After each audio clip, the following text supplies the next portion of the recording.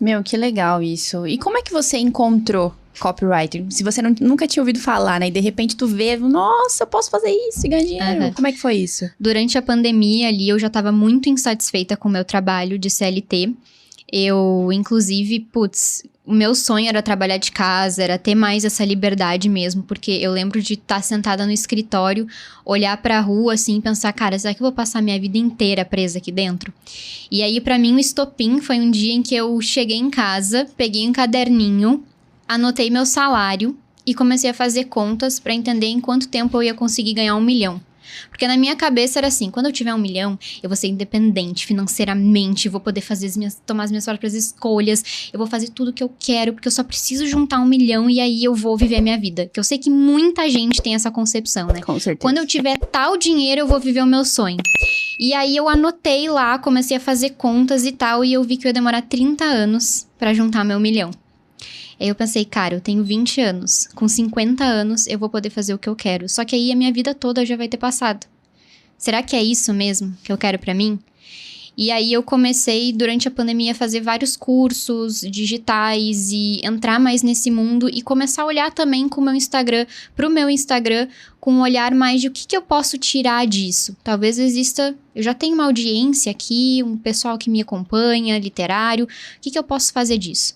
E aí eu comecei a produzir conteúdo mais intencionalmente pra realmente lançar um produto ali no final do ano, né?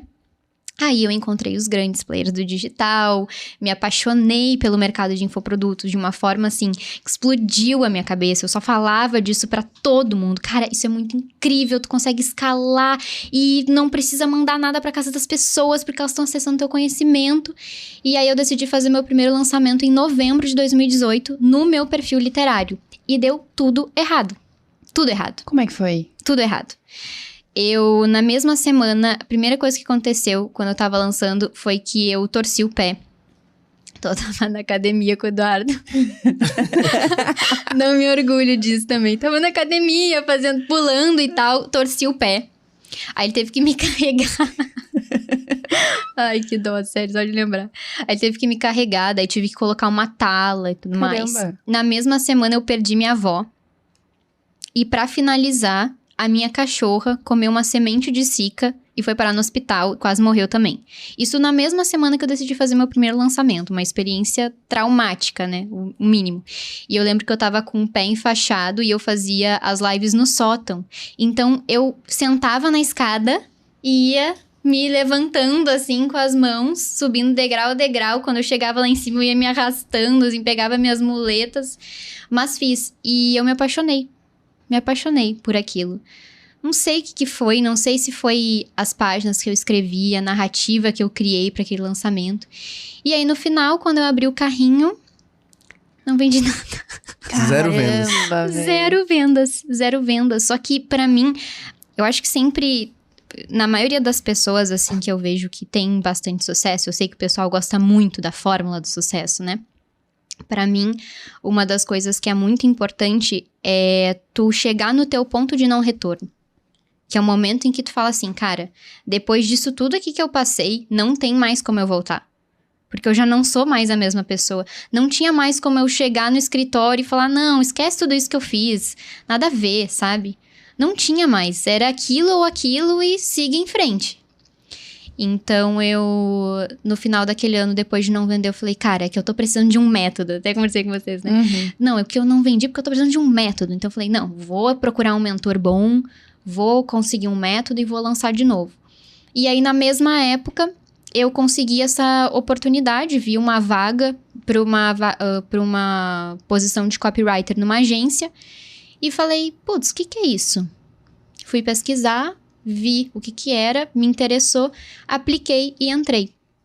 E aí, comecei a trabalhar como copywriter sem saber nada sobre copy, mas aí falei, não, eu vou me dar tudo de mim pra fazer isso dar certo. Tu começou a trabalhar como copywriter sem saber nada de copy? Sem saber nada de copy. O que eu sabia e que já me colocava na frente das outras pessoas? Eu sabia produzir conteúdo. Porque eu tava fazendo isso há 2 anos já. Então, mesmo que eu não soubesse nada de copy, eu já sabia escrever posts, eu já sabia conversar com as pessoas. Então, quando também me falam, né, essa coisa do começar do zero, eu acredito que ninguém começa do zero. Principalmente na profissão de copywriter.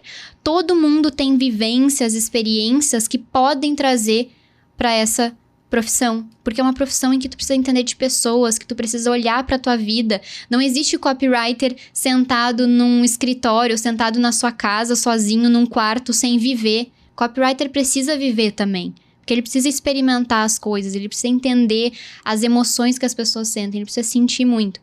Então, sempre que uma pessoa vai começar, eu falo, cara, o que tu já fez na tua vida que tu pode trazer pra cá e usar isso como força, né? Então, pra mim era muito isso, eu já produzia conteúdo, já gostava muito do universo digital. E aí eu usei isso como força na época que eu comecei como copy. Legal. Show de bola. E aí você descobriu um método e lançou novamente seu produto, através desse método. Aí, em fevereiro de 2021, eu lancei de novo um produto literário e fiz 10 vendas. Qual era o Mas ticket? era 297. 297. 3 mil reais. Foi, assim, bem impactante pra mim. Eu falei, caraca, 3 mil reais. Massa, né? Já é uma coisa, assim, que tu... Putz, eu acho que uma das principais coisas que muda também é que tu vê que as pessoas confiam em ti. E aí tu vê, putz, eu consigo criar esse laço, essa confiança das pessoas em mim e mostrar pra elas que eu posso levá-las pra um lugar que elas ainda não chegaram. Na época, meu produto chamava Jornada da Leitura. Então, era um produto pra pessoa sair da zona de conforto literária. Então, pra ela experimentar novos gêneros, pra ela ter novas vivências através da leitura. É um produto bem nichado esse, hein? Bem nichado. Bem específico. É um mercado que eu não gosto hoje.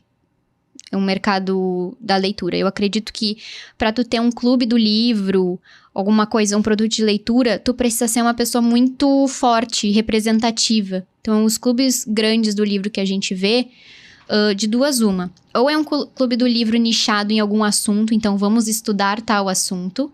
E aí a pessoa que tá conduzindo aquele clube tem muita referência naquele assunto.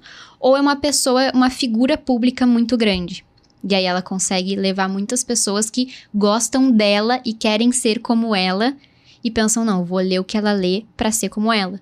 Eu tenho certeza que vocês vão me pedir indicação de livro aqui. Com certeza. E é sempre assim, né? É sempre assim. As pessoas sempre perguntam, Bela, qual a indicação de livro que tu me dá? E quando ela me faz essa pergunta, eu sei que ela tá perguntando, qual o conhecimento que tu acessou pra chegar onde tá hoje? Porque é isso que as pessoas querem, né? Elas querem esse caminho e a leitura é uma coisa que é muito visada pra isso. Eu tenho certeza que se hoje eu lançasse um clube do livro, ia ser mais visado, porque hoje eu tenho resultado em outras áreas, enfim. E já tem pessoas que me veem como referência nisso, né?